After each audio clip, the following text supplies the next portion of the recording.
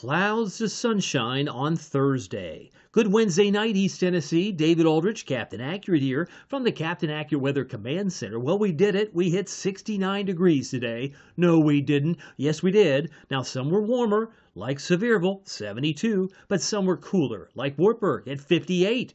Well, so what's going on here? We had a southwest wind, so it pushed temperatures in Athens, Tellico Plains around 70, 69 Maryville, but only 60 in Morristown. So a weird kind of thing. 68 in Newport, while it was 59 in Oneida today. We did actually approach the record high of 73. We were off by 4 degrees, but 1924, that's back when Calvin Coolidge was president, quite a long time ago. But we hit 69 just before 1 o'clock. I said the high temperatures today would likely occur between noon and 2 p.m., and that's what we had. In fact, I was expecting a gust of 35, and we hit 37. Who does that? Well, Captain Accurate, as best I could. Anyway, 0.29 was the amount of rain we had as of 8 o'clock this evening. So that's a total of the entire day. It was 71 in Chattanooga, 70 in Asheville, and there was a canary in the coal mine, because if I'm not mistaken, it was 70 yesterday in Greenville.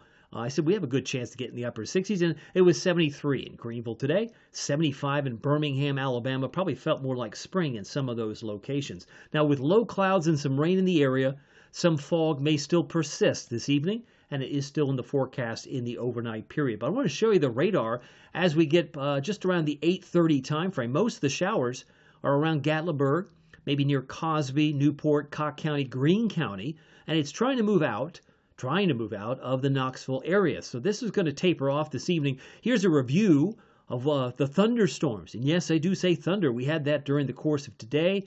The rain that came in is obviously beneficial when you're still under a drought, and that is still the case. We'll get a new drought monitor tomorrow morning at 8:30. You can access it on the app, the Captain Accurate Weather app with Pete Michaels Traffic. By the way, if you're still hungry tonight, go to marcos.com. They deliver. They're in Hardin Valley and Farragut. They're in Maryville, Fountain City, and Halls. You can find in Oak Ridge Marcos and a Middlebrook Pike and Ebenezer Road. They give back to No Kid Hungry. And if you order a large one-topping, a cheesy bread, and a cinnamon squares, they'll even give 10% back to East Tennessee Children's Hospitals. You gotta love that. By the way, the Magnificent Pizza, the Magnifico, for less than $10 is a fantastic starter item, but maybe you want something extra, like I do on occasion, like maybe Italian sausage, mushrooms, green peppers. Oh, that sounds so good. Onions, the original sauce, and the signature 3 cheeses. You don't want to miss out the deluxe. Check it out. They also have a garden and all meats variety. Now, what's amazing is while winter has moved away, when you're 69 degrees here,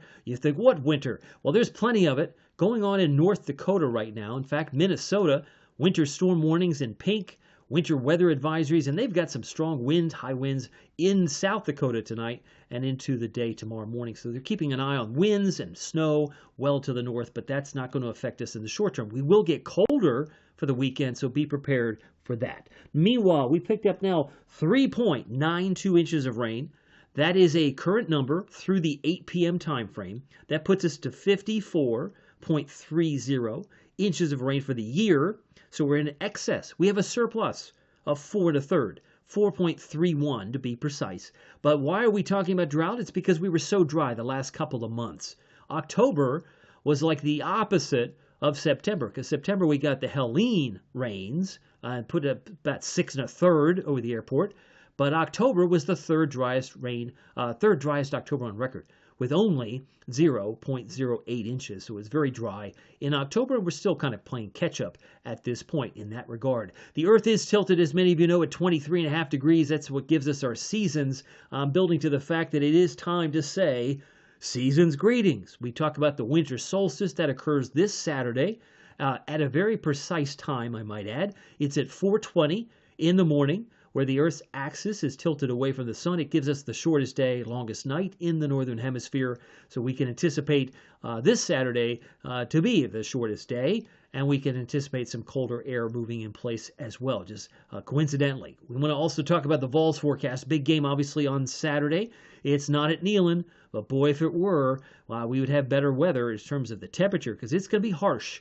If you've got a ticket and you're in the stands and you're not moving up and down the field like the players, you could get awfully cold. Partly to mostly cloudy. The wind chill should be in the teens, but the kickoff temperature I have at 25, halftime around 24, and about 22 by the end of the fourth quarter. So it's going to be harsh. But it's going to be a game that everyone's going to be watching. Obviously, prime time on ABC. You don't want to miss that game. Headline showers fade this evening. We're seeing that go on right now. Early clouds will give way to sunshine on Thursday. Expecting mountain snowflakes on Friday afternoon, Friday night, and early Saturday morning. And I'd call it very cold, at least for Saturday and Sunday, with a high of both 40. The normal high is 50. So we're going to be about 10 degrees colder than normal for the afternoon high temperatures for this upcoming weekend. There's the rain trying to pull out. It's 8:30 now and move back to about 11:15. It's moving back toward Raleigh, Durham, and Chapel Hill. High pressure will come in eventually, but as these clouds are slow to budge first thing, will give way to a sunnier afternoon. Temperatures tomorrow should reach about 52. Got a series of fronts, a trough, and then a front coming in to reinforce the cold come Friday afternoon. That's why I think we could see some flakes in the Smokies and southeast Kentucky. Not so sold on the flakes west of Oneida. That would be around Jamestown or even Nashville, but it will fall apart and likely collect on the higher terrain. So if you're in the Smokies, that's what we may see is just a nuisance flakes. Some of this, again, could produce some drizzle, maybe a snowflake, but I don't expect much outside of the Smokies themselves. Saturday looks quiet. Sunday looks quiet as we look for highs both Saturday and Sunday around 40 with a morning low Sunday morning of 21. Fog will also be an issue in these spots, it looks like tomorrow morning. This represents 6:30 from Crossville, Jamestown, La Follette. You might have some poor visibility in spots, so be mindful of that.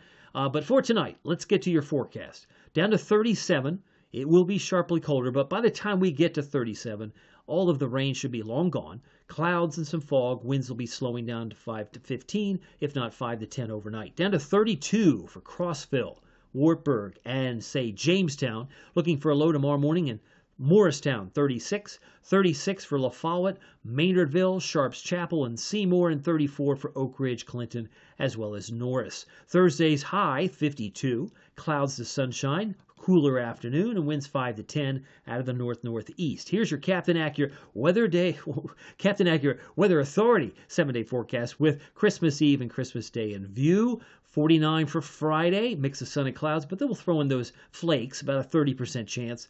Down to 21 Sunday morning, that looks like it's the coldest morning. But really, Monday morning is not much better. It's 23.